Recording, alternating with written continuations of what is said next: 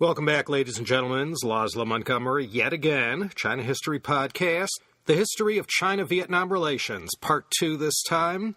Last episode, we flew higher than an SR-71 over the landscape, taking in the earliest centuries of Vietnamese history, the Hong Bang dynasty, the emergence of Ao Lac and the Lac people, the arrival of the Qin armies, the establishment of a fort or commandery, a Jin, to control the region for Imperial China. Then the Qin fell, which led to the rise of Jiao Tuo, Jiu Da, and the establishment of the Nanyue, Nam-Viet kingdom. And for the first time, the Red River Delta region gets a fully loaded, adult dosage of Chinese culture. The Jiu dynasty of Nanyue fell to the mighty Han, 111 BCE, and for the first time, the Vietnamese people fall under China's thumb during this first period of Chinese domination. 111 BCE marks the commencement of the Bak Tuk. There's a momentary breath of fresh air with the Jung sisters who shake off Han rule in 40 CE, but this is over in a few short years. And the Chinese return for the second time to reassert themselves over this land that today comprises only the northernmost portion of today's Socialist Republic of Vietnam, from almost the city of Hue north to the China border. And this is where we shall return to our story. Last time we looked at Jiao Tuo, a man who hailed originally from Hebei, Jiao State. This time we look at Shi Xie, a Han Chinese with roots in Shandong, but who was born 6 generations deep into the world of Jiao province, Jiaozhou, born and raised in Vietnam. The Vietnamese know Shi Xie as Si Nhie and also as Si Vung, King Si. He lived 137 to 226, early Han to early Three Kingdoms period in China. The record of the Three Kingdoms, the Sanguo Zhi, is where we get most of the skinny on Shi Xie. Being 6th generation Jiaozhi and all, he came from a very respected and influential family. Shi Xie had a classical upbringing, studying in Luoyang, the eastern Han capital, going through the whole classical scholar official routine. We remember Shi Xie for his long stint serving as administrator of Jiaozhi, one of the commanderies of Jiao province, beginning in 177. He was the Jiaozhi Taishou. A Taishou is an archaic term for the head of a prefecture. He's famous for designing this architecture, for the way he governed Jiao, whereby all the best of Chinese culture that was applicable to this faraway region could be integrated into the indigenous Red River Delta cultures. He carried forward a lot of what had begun under Jiao Tuo. It was Shi Xie who had moved the old Nanyue capital from Panyu to Long Bin on the Red River, today part of Hanoi, located right at the fork in the river where the Red and Dung rivers join. Very quickly, this became a thriving trade center and a mini Chang'an in its own right.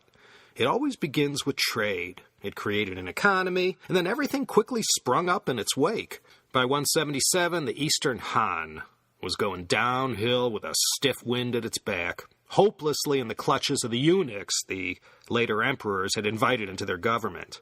This was the time of Eastern Han Emperor Ling, Han Ling Di, and the events leading up to the Yellow Turban Rebellion. His son, who succeeded him to the Han throne, was the one poisoned by Dong Zhuo. As mentioned in past CHP episodes, this was the bitter end of the once magnificent Han dynasty. First Dong Zhuo, then Cao Cao, then it's over, and it's Three Kingdoms time. So with everything up north tangled up in this state of affairs, no one was minding Shi Xie down in Jiaozhi, and he began to transform from loyal official to local warlord. All the key positions in the administration were given to his relatives and allies. As I said, he was referred to by the local people as Si Vung, King Si.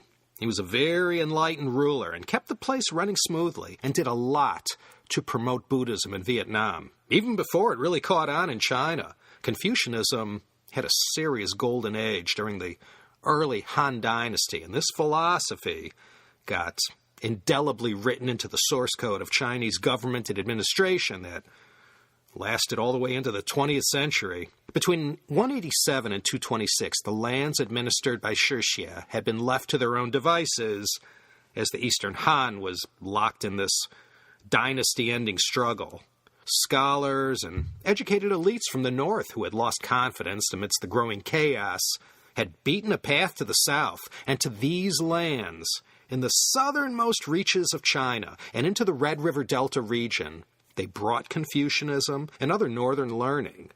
And during the time of Xie Shi, it really takes hold, especially among the Sinicized Vietnamese elites. No surprises there.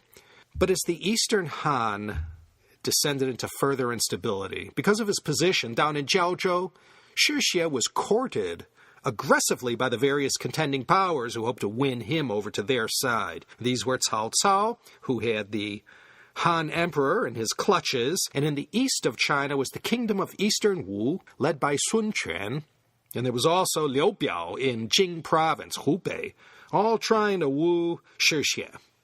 Cao had showered Xie Shi with titles and paid him incredible honors to win him over to his side. It was a very complicated period of maneuvering and playing everyone off against one another, but suffice to say, Xie Shi threw his lot in with Sun Quan of the Eastern Wu. He had done Sun Quan a major solid in helping him score a strategic victory over Liu Bei and his Shu Han forces, something he was amply rewarded for. Xie Shi and Jiao Tuo parted ways as far as how they each viewed China. Jiao Tuo had no problem breaking away and declaring himself independent. Xie Shi stuck with China till the end. He could have pulled off a Jiao Tuo by declaring the former Nanyue region independent, but that never happened. So Xie Shi had become very powerful down in this part of the world, Guangdong, Guangxi, and northern Vietnam. Because he controlled these lands, he controlled those unimaginable riches traded at those ports where the Pearl and Red Rivers both empty out into their respective corner of the sea. And as long as Xie Shi was alive, Sun Quan stayed true to his commitment not to ever move on him. But after Xie Shi breathed his last, after a nice, long run, dying at 89 years of age in 226, all bets were off, and we'll get to that. When he finally did pass, a kind of cult grew around his memory. University of Hawaii professor Stephen O'Hara called Xie Shi, quote, the first Vietnamese. Right around this time, there will suddenly appear a new player in this history. This all began while all these end-of-Han antics were happening in the north. One of the tribal leaders, based in Wei, son of a high-up Viet official, killed the Chinese imperial magistrate there and seized one of the counties that was part of the Zhinan Commandery, the southernmost one in Jiao Province. And this rebel, who broke away from this China-controlled land, set up a long-lasting independent kingdom called Linyi, Lam Up in Vietnamese. So Linyi enters the picture, and they have their great moment in history. Now, even though Linyi had broken away in 192, this renegade kingdom still maintained relations with China. Linyi, by the way, was one of the great traders in rhino horn. Already, so early in the game, the rhinoceros was dodging humans. Around this time, down in the Mekong Delta, the Khmer civilization is now starting to ramp up. During the 240s, Chinese envoys will make it that far south for the first time, visiting the kingdom that they called Funan. It's probably a Khmer civilization. It was a trading center already with a long history, and the people in Funan were great shipbuilders and even built ships that attacked other places in Southeast Asia. The Indians also sent some kind of trade mission to Funan that was actually present during the same time as a Chinese trade mission, and it was there in Funan during the mid-3rd century that Chinese and Indians got to have a kind of interaction for the first time. The kingdom of Funan pivoted in the direction of India rather than China, but they sent 6 missions to China in the 3rd century and continued this for a couple centuries. They were Hindus, more than anything else. Linyi, Champa, Funan, the Khmers, Lao. This was the world that surrounded the northern Vietnam lands. And alliances were made and broken, and it was an endless on and off warfare and a heck of a lot of commerce. Funan will later be conquered in the 630s, and once that happens, you don't hear about them any further in the Chinese record. Following the demise of Funan, the Mekong Delta region will later be called Chunla, Junla in Chinese, but only in the official Chinese history. Chunla expanded north and west into Cambodia. For pretty much all of this early history, when you talk about the Mekong Delta region and along the Mekong River, that's more Khmer than Vietnamese history. Well, it's not a pretty ending, but once Shi Xie passes from the scene, Sun Quan wasted no time to fill that formidable power vacuum. As I said, the entire government was stuffed with Shi Xie's relatives, and everyone had always been beholden to him. So without going into the gory details, the only way Sun Quan thought he was ever going to be able to take over the place was to decimate Shi Xie's family, every last one of them, as well as his closest supporters. If Eastern Wu was ever going to enjoy the benefits of that exploding maritime Silk Road trade that flowed in and out of the Gulf of Tonkin where the Red River emptied out, they had to move in fast and hard. The Eastern Wu Kingdom hung in there in China until 280, so they got to gorge themselves on all the riches in northern Vietnam, not to mention the two Guangs, Guangdong and Guangxi. It was here, under the rule of Eastern Wu in 226, that Guangdong got itself detached from Jiao and was made a province in its own right. And then the rump Jiao province will contain only southern Guangxi and northern Vietnam. In a word, the Eastern Wu rule was not very popular with the locals. But they did have their Buddhism. As I said, it came to Vietnam first by sea before it had come to China. It thrived under Shi Xie and had only kept getting more popular. The closer you got to the border with China, Mahayana Buddhism held sway, but in the south, it was still the Indian Theravada school of Buddhism that was dominant. Although Buddhism itself came along in the late Western Zhou dynasty, it doesn't really hit the big time in China until the Nanzhao, the southern-northern dynasties period, and of course the Sui, late 6th, early 7th century. The most notable legends, or bit of history that comes from this very violent Eastern Wu occupation of Viet lands, concerns the lady Jiao. She's known as Jiao Ti Jun, and also as Ba Jiao. She lived from 225 to 248. The Vietnamese version of her life and deeds differs tremendously from the Chinese official record, which passed her off as just another local rabble-rouser who rose up against the Wu occupiers and was then promptly put down. She and the Jung sisters share a similar status as far as what their deeds symbolized, trying to free the country from Chinese rule. History books have compared her to Joan of Arc. She's called the Vietnamese Joan of Arc in a lot of books. According to the legend, she fought in battle mounted on a war elephant, wearing golden armor, and she put up a noble resistance against the unpleasant Eastern Wu occupation, but in the end, Wu forces snuffed out her uprising. But Ba Jiao lives on in Vietnamese legends. In the year 263, the kingdom of Wei defeated Shu Han. Now there were only two of the three kingdoms remaining. The combined Wei and Shu entities became the Jin, the Western Jin, that is. And as soon as the Three Kingdoms period winds down and Sima Yan is secure on the throne, local Viet leaders went straight to the new Jin dynasty court to make peace with them in order to rid themselves of the Wu invaders who still occupied them. The Jin sent down a governor and 7 military commanders and soldiers to establish a regime in northern Vietnam to challenge Wu down there.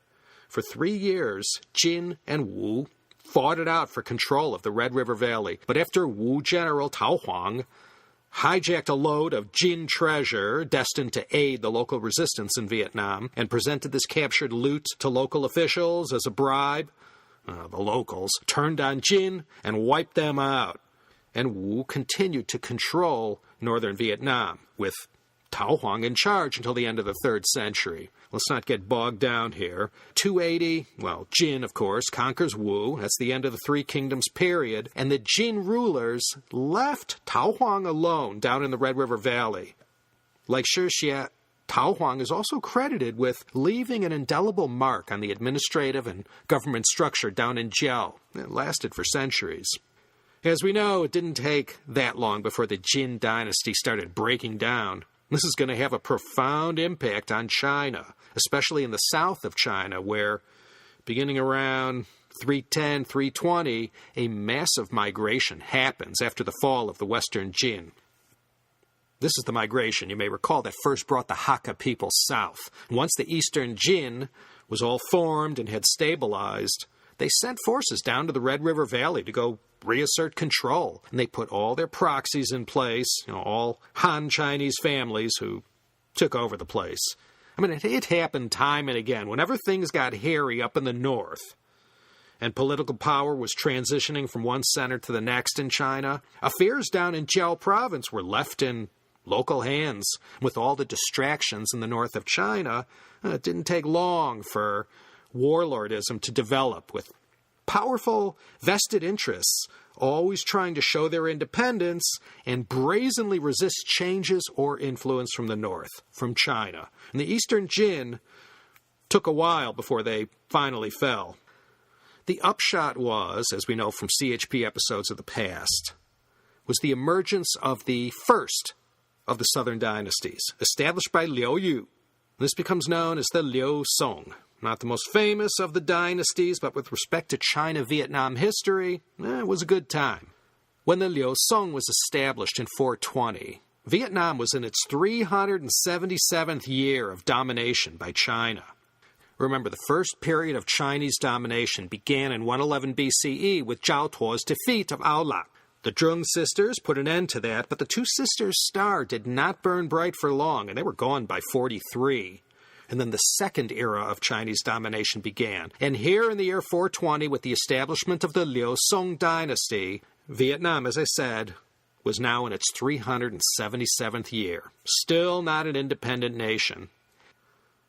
The waves of northern Chinese who made their way to Jiao province following the fall of the Jin brought more of the best 5th century China had to offer in agriculture, art, literature, and science. Trade up and down the Red River boomed. Things had been quite stable in Jiao during the Eastern Jin and Liu Song.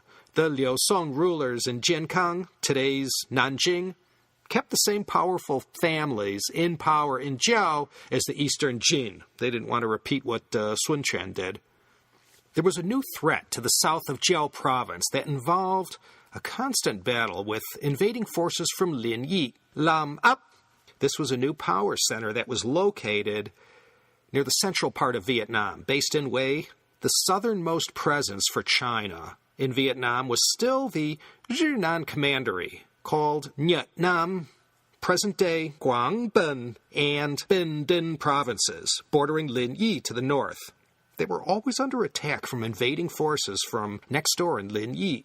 To deal with this, in 443, the Liu Song Emperor Wen sent an army south, rather than do what the Eastern Jin had done before, relying on local warlord armies to do their bidding. Doing it this way, the Liu Song didn't have any loyalty issues. These were Chinese troops this time. By 446, they were able to neutralize Linyi as a military threat to their southernmost region of Jiao province. Linyi, however, was not vanquished, and the place continued on as a trading mart for the Southeast Asia region. The kingdom of Linyi, Lam Ap, still had until 793 before they are mentioned for the last time in the Chinese record. So anyway, the Liu Song, they fell in 479 and were replaced by the Southern Qi, 479 to 502, second of the southern dynasties. And they were locked in a constant battle their whole time in power. And matters down in Jiao continued to grow and develop while things up north remained in a state of flux. But during this whole Nanbei Chao, southern-northern dynasties period of 420 to 589, the Chinese who had come down to govern and populate Jiao since the end of the Jin, were beginning to adapt their Chinese ways to local sensibilities. Initially, the Chinese had walked in and set up all these institutions down in Vietnam and brought in that Chinese cookie cutter and built up Jiao province in their image. Well, that was then.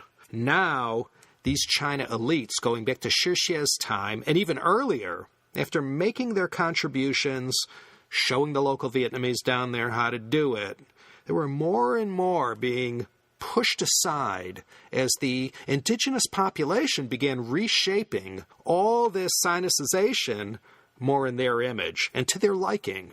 And a good amount of this non-Han Chinese, non-Viet culture developing south of Jiao in Linyi and Funan had plenty of opportunities and time to commingle with what was currently developing in Jiaozhi, Jiuzhen, and Runan, the three areas of Jiao province that were shaping the Viet people who lived in and around northern Vietnam.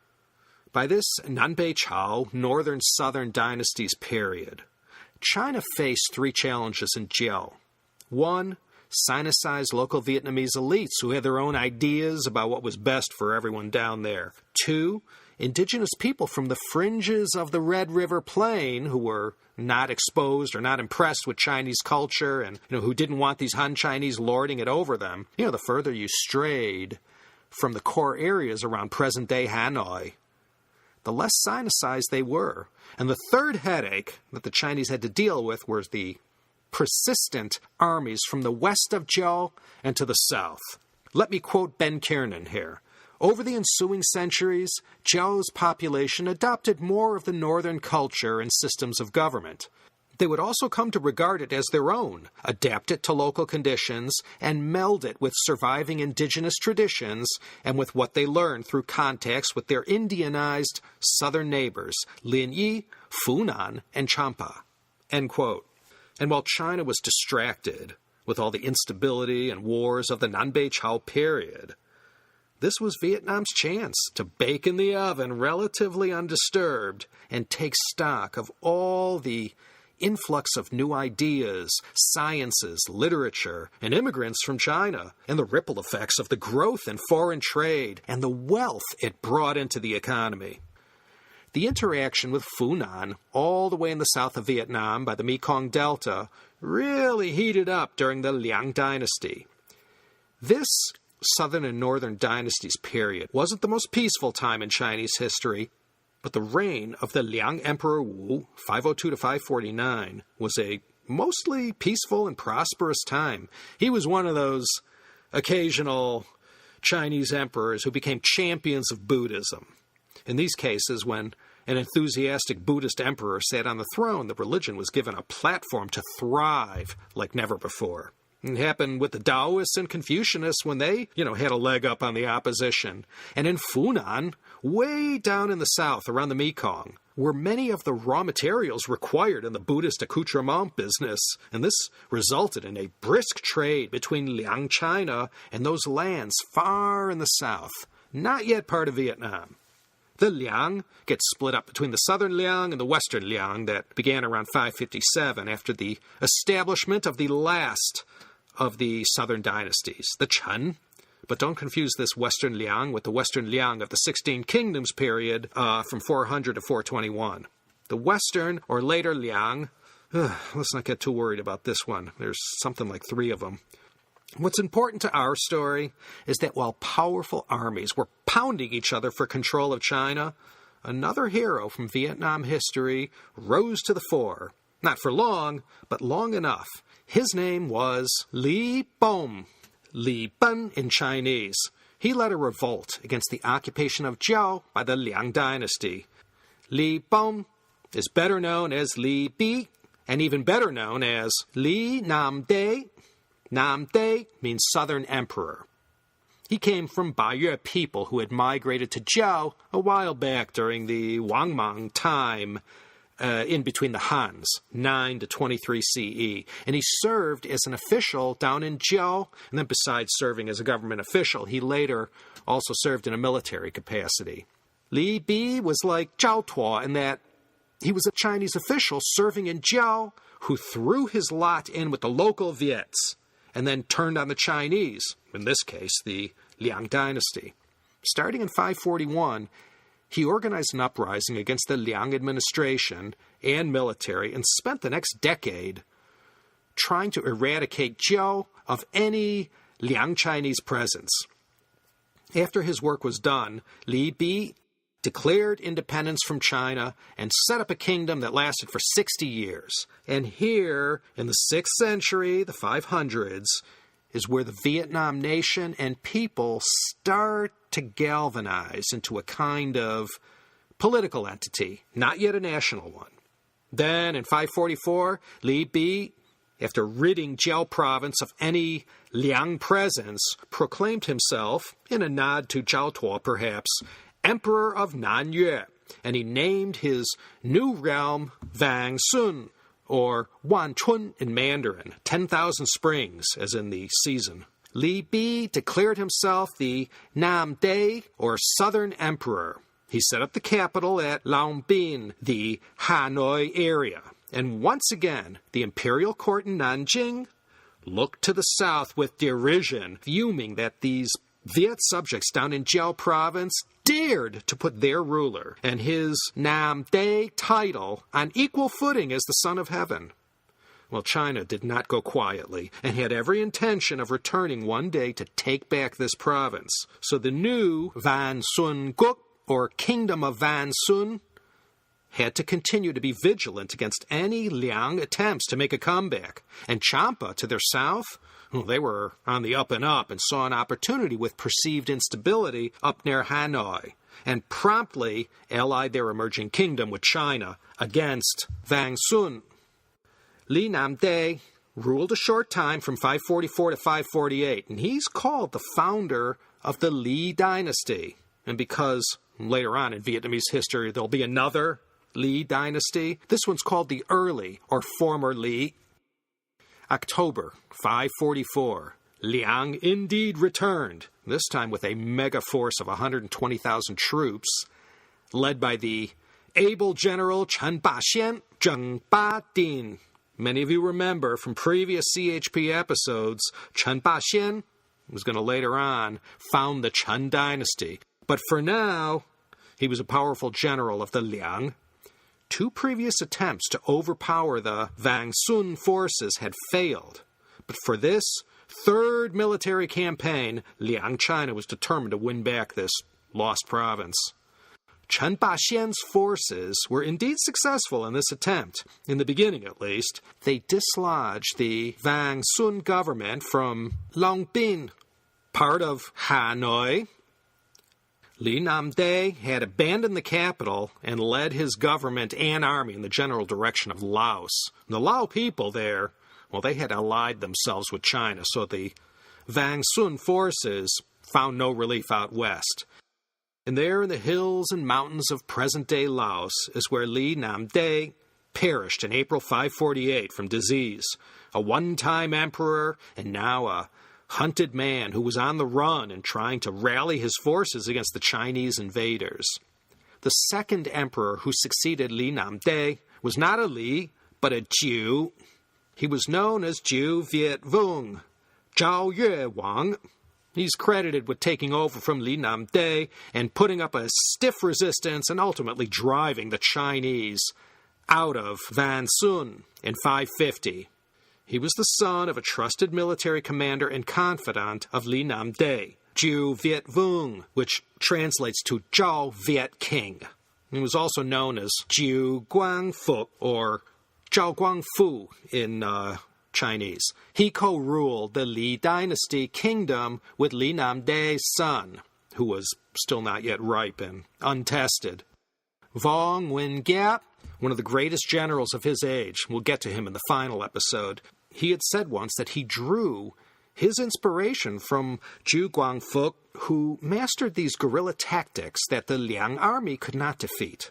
Chen Ba-xian had to leave the fight in Jiao to head north and deal with other pressing issues for the Liang dynasty. So no unified China still. Things are up in the air until the Sui emerged victorious in the north in 581.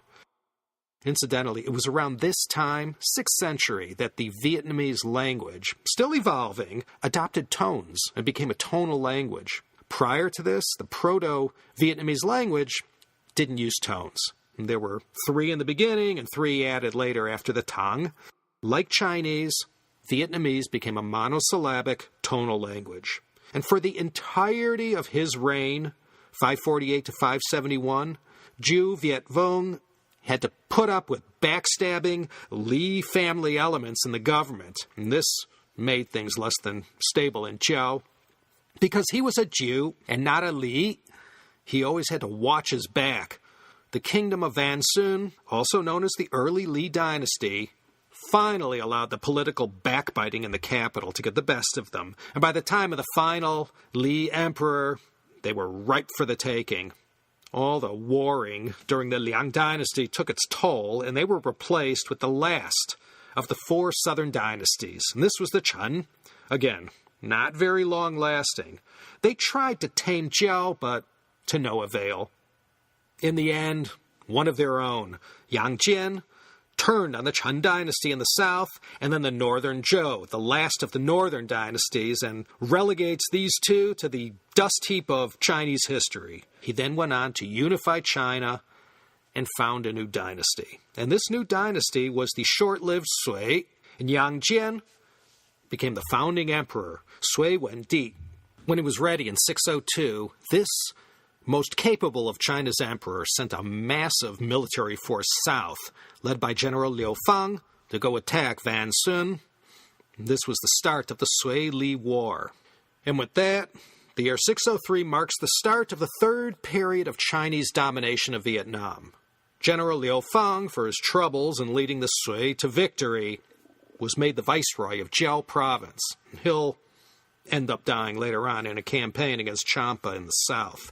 Linyi, the former Jiao lands that broke away in 192 and became an independent kingdom, were also overwhelmed by this Sui invasion. They found themselves in Sui Wendi's crosshairs when they dared to stop paying tribute. Sui forces landed near present-day Da Nang and sacked the Linyi capital, carting away the wealth of that kingdom back to the north. Not soon after getting whooped by the Sui army, Linyi will begin to fade away, and those lands will be taken over by the Chams and incorporated into the rising Champa kingdom.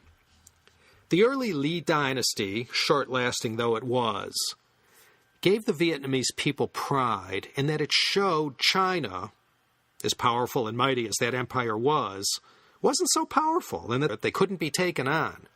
The Vietnamese didn't get rid of them for good, but they proved it could be done. It happened before, and it would happen again and again in the future. Whenever China was distracted by internal political strife or invasion from the north, the Vietnamese would always seize the opportunity to rise up and try to free themselves from the Chinese yoke. After the Sui tamed Vietnam, it was still called Jiao province. That name had staying power. Vietnam at this point, early 7th century, is still only in the north, centered around Hanoi. The Sui wasn't very long-lasting, and although they rolled into Vietnam and took the place over, they had their own troubles in the north. After a period of instability, the dynasty was toppled, and that cleared the way for the Tang dynasty. The Tang rulers will go down, assume control of Jiao, and then they proceeded to run it like a colony. The period of Tang dynasty domination of Vietnam will be marked by 3 major revolts that happened between 722 and 728. Despite all internal unrest and fighting at the edges of the province, it was still quite a golden time in Vietnam, just as it was in the north in Tang China. Jiao got a sort of rebranding in 679 when the Tang rulers set it up as a protectorate.